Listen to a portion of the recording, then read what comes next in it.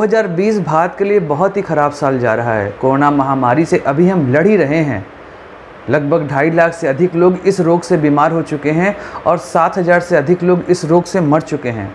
इसके अलावा अम्फान तूफ़ान अभी भारत से गुजरा है, जिसमें बंगाल में ही सिर्फ 80 लोगों की मृत्यु हो गई। हम बात करें निसर्ग तूफ़ान की, तो वह भी अभी मुंबई कोस्ट से होकर गुजरा है और वहाँ पर भयानक तबाही लेके आया है। इसी श्रृंखला में एक और बुरी खबर हमें अब सुनाई दे रही है और वह आ रही है असम के तिनसुकिया ज़िले से। बाघजान में स्थित ऑयल इंडिया लिमिटेड की ऑयल फील्ड में पिछले 14 दिनों से गैस का रिसाव हो रहा था और मंडे को उसमें आग लग गई। ये आग इतनी खतरनाक है कि 2 किलोमीटर दूर से भी अब दिखाई दे रही है। 2,500 लोगों को वहाँ से हटाया जा चुका है और NDRF, ONGC और सिंगापुर से अलर्ट डिजास्टर कंट्रोल की टीम को वहाँ पर बुलाया जा चुका है, जिससे डिजास्टर को कंट्रोल किया जा सके। अब तो ये एक्सपर्ट कह रहे हैं कि भारत में आज तक इससे भीषण किसी भी ऑयल फील्ड में कभी भी आग नहीं लगी। वहाँ के मुख्यमंत्री सर्बानंद सोनोवाल ने यह खबर पेट्रोलियम मंत्री धर्मेंद्र प्रधान को दे दी है और सेंटर ने भी वादा किया है कि वो इस डिजास्टर को कंट्रोल करने में अपनी पूरी मदद देंगे। लेकिन यहाँ पर बात आती है उन जीव जंतुओं की जो इस गैस रिसाव से प्रभावित हो रहे हैं। 14 दिनों से लगातार गैस निकल रही है वहाँ पर और उस क्षेत्र के जस्ट बगल में वेटलैंड साइट है मगोरी मोतापुंग। इस वेटलैंड साइट में कई सारी मछलियाँ पाई जाती हैं। इस गैस रिसाव से वहाँ के लोकल ने बताया है कि कई सारी मछलियाँ मर गई हैं। इस गैस का रिसाव उन मछलियों के जीवन के लिए बहुत ही हानिकारक सिद्ध हो रहा है।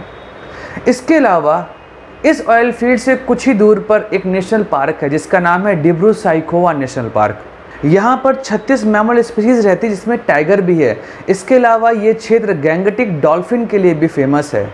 माइग्रेटरी बर्ड के लिए भी यह एरिया बहुत ही अच्छा माना जाता है।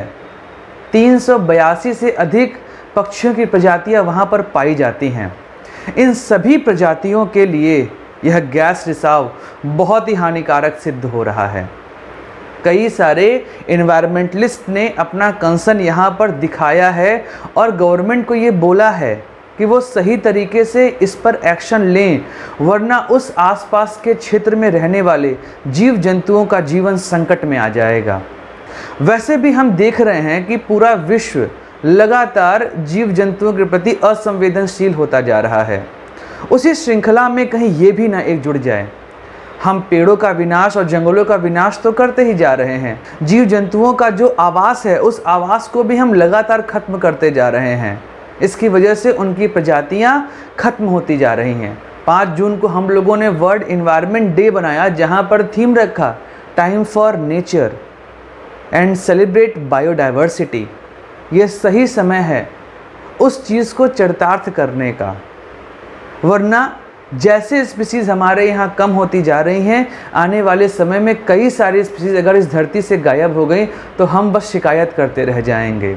बड़ी ही मुश्किल से क्रिटिकल इंडेंजर्ड में आने वाले टाइगर को हम लोग इंडेंजर्ड में ला पाए हैं। इसके अलावा गैंगटिक डॉल्फिन जो एक समय गायब हो गई थी, उसके पीछे कारण क्या था? कारण ये था कि हम लोग लगातार पानी को दूषित करते जा रहे थे और गैंगटिक डॉल्फिन, जिसे सुसु कहा जाता है, यह केवल साफ पानी में ही रहती है और पानियों को इतना ज़्यादा हम लोगों ने विषाक्त कर दिया था, जिसकी वजह से ये गैंगटिक डॉल्फिन पूरे तरीके से गायब होने के कगार पे पहुंच गई थी। लेकिन हाल के दिनों में कुछ अच्छे मेजर्स हुए हैं, जिसकी वजह से नदियाँ साफ़ हुई हैं और ये जलीय जीव फिर से हमें नदी में दिखाई दे रहे हैं।